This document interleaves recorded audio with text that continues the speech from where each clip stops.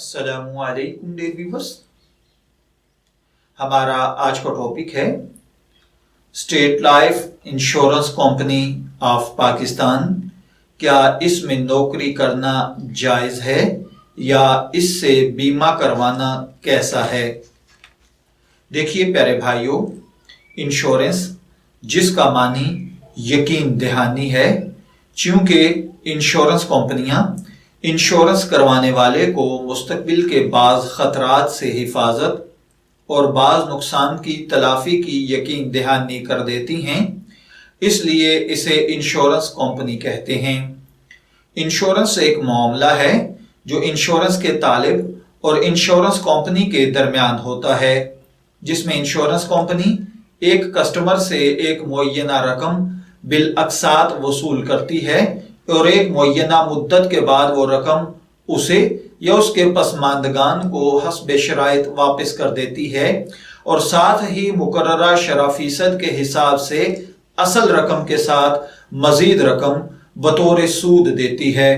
Insurance company का मकसद इस रकम के जमा करने से ये होता है कि उसे दूसरे लोगों को बतौर कर्ज देकर इनसे आला शरह पर सूद हासिल करे या किसी तिजारत में लगाकर या कोई जायदाद खरीद कर इससे मुनाफा हासिल करे।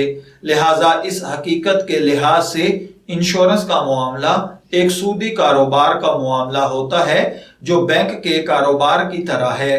दोनों में फर्क सिर्फ शक्ल का है, हकीकत के लिहाज से दोनों में कोई फर्क नहीं।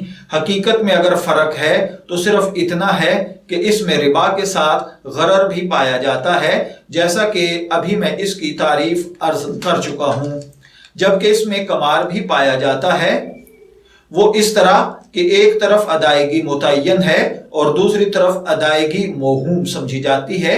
जो किस्तें अदा की गई हैं वो रकम डूब भी सकती है और इससे ज्यादा भी मिल सकती है, इसी को तो कमार कहते हैं।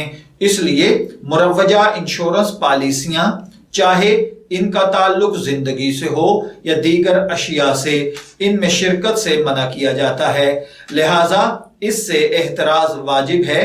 जबकि मज़कूरा कंपनी में मुलाजमत का ताल्लुक अगर बराह रास्त नाजायज उमूर मसलन सूद कमार वगैरह से हो तो इसका इख्तियार करना जायज नहीं, वरना इसे इख्तियार करने की गुंजाइश है, अगरचे इसमें भी एहतियात बरतनी बेहतर होगी।